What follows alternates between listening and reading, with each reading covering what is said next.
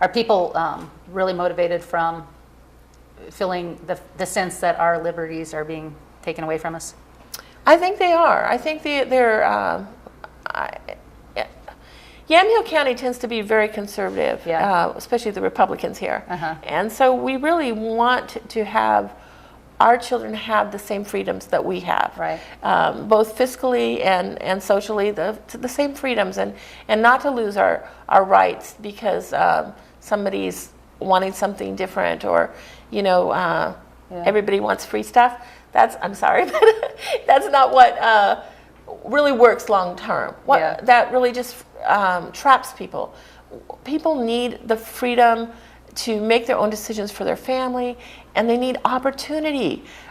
Opportunity comes when we free up business, not to just do whatever they want, but to do what's good for the business and for the community. And so we don't want businesses being fraudulent, of course, but we want... Well, regulation stifles growth, and it stifles freedom. So anytime there's regulation in anything, I mean, whether it's schools, you have to go to public school and they have to teach this. You can't teach that. People need freedom to make their own choices. Right. So. Yeah. And then when the government gives away free money, what it does is it enables their power, and then they wind up taking the money from the voters for their power, and then they wind up giving it away. And in a sense, enabling other people to depend on that money, so they'll continue to vote for them.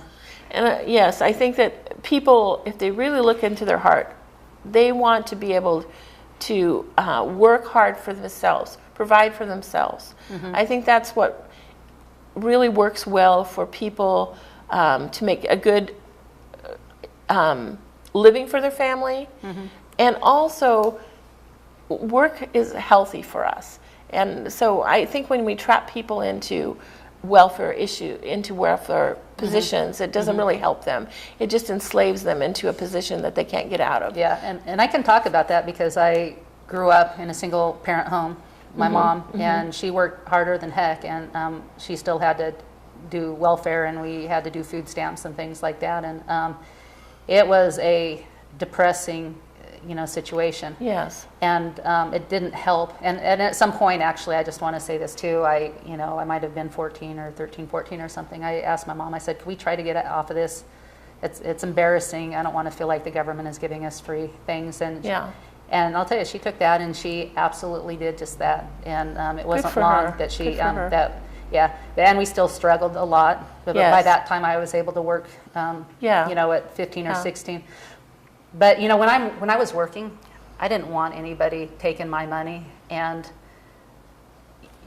deciding how they think they should spend my money. Exactly. I mean, what if my mom would have taken my money? I mean, it would have been fair for maybe a little rent, and said, well, this is our money, and I'm going to force how we use it. And that's what the government does. Yes, the government takes our money and forces. You get something from the government, it gives them more power. And pretty soon you don't have any power to do what you choose.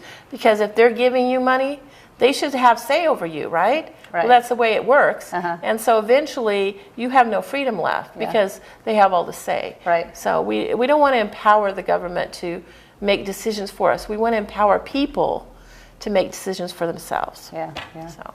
And eventually you wind up with a dictator in charge, not where we want to be. If you grow government so big, usually you get the wrong person with the wrong heart in charge. For sure. That will, we see how history is, and we don't want that in our country. Right. So, Oregon is in a crossroads because we've had a couple of years of democratic rule that have really set us back in a lot of ways, and they just ran rickshaw over.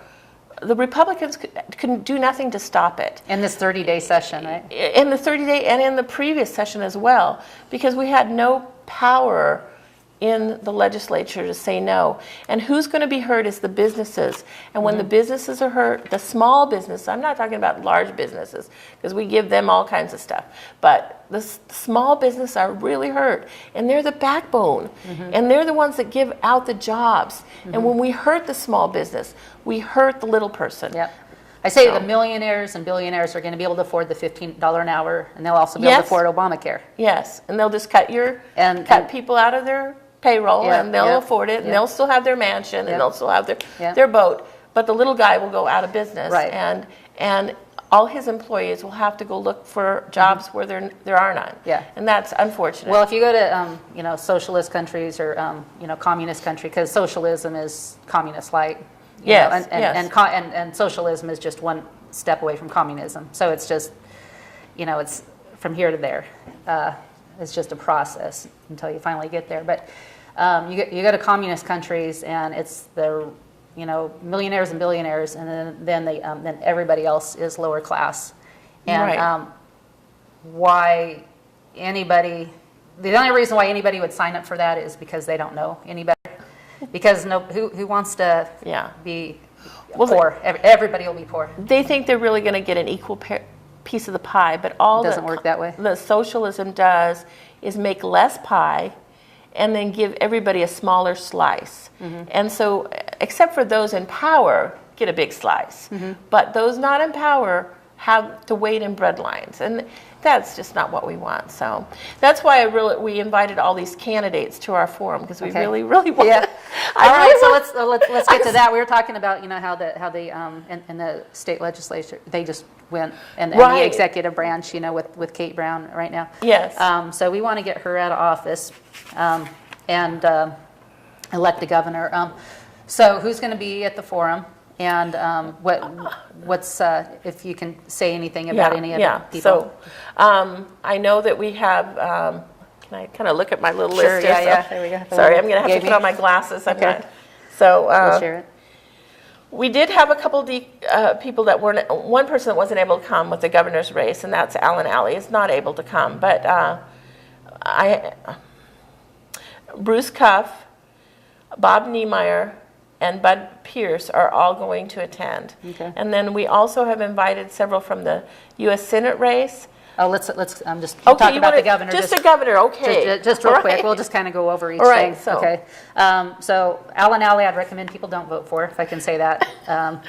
When somebody can't give me a straight answer, and they weasel, if they give me a and I know that you're free to do that, but as a Republican chair, you have to give an equal. In our Republican Party, our Republican club is not able to endorse anyone, and we do not show favoritism. Okay. Individually, we do. Okay. But so just know that everyone's going to get a fair shake, and we're not going to.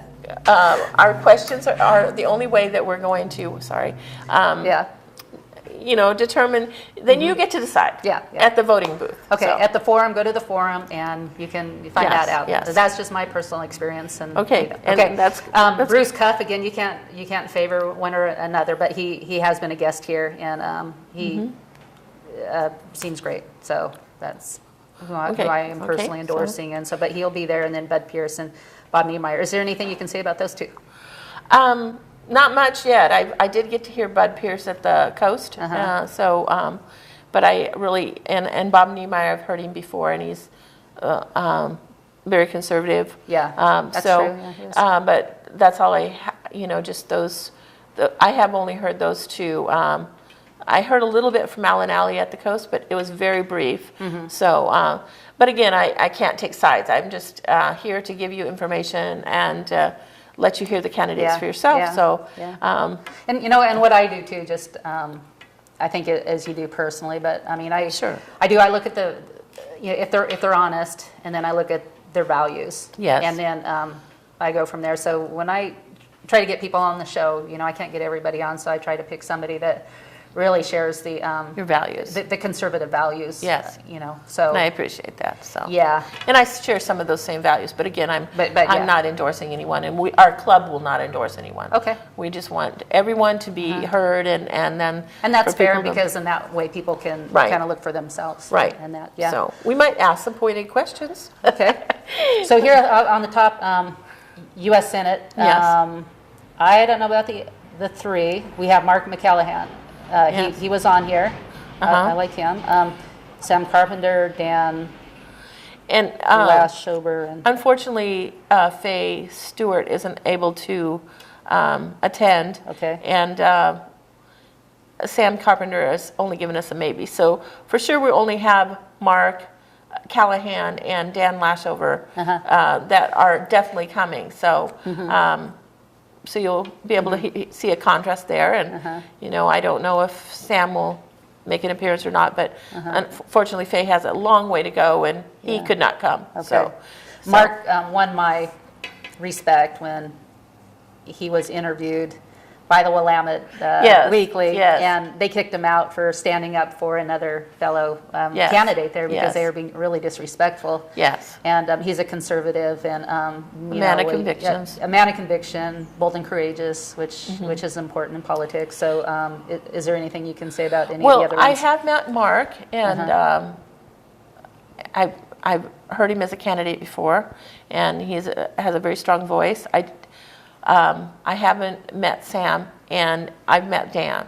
So those are the two that I've met, and so very nice men. But again, I can't make any recommendations at this point. But Okay. after the primary, I can agree to support all Republican candidates that. Some more so than others, but I Right. won't say that. I didn't say that. Well, You didn't yeah, hear it's just that. it's naturally in our heart. If we're really happy with somebody, Yeah. we tend to spend more energy. If we're a Yes, little less exactly. happy, we'll just kind of Exactly. maybe back They'll off get a my little bit. time. Yeah, But, yeah, Those that share my values will get my time. So yeah. anyway, yeah, so. and that's just normal. Okay, so U.S. Congressional District number 1. So Delinda Morgan, there's 3 running. Delinda Morgan, she has.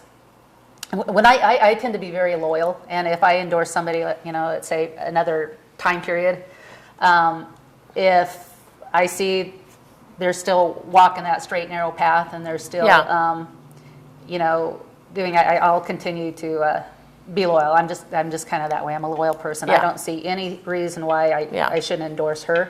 But again, you're not here to do that. Right. And as a candidate, I can't endorse her. I do know her personally, and because she's part of the yes, Yamhill County she's actually Republican a Women. founding member of our club. Yeah. But even as a founding member, she gets no favoritism. And I don't know Jonathan and Brian at all. And I'm looking forward to meeting them and hearing what their views are. And you know, as you know, it'll be a first outing for me as well. So Okay.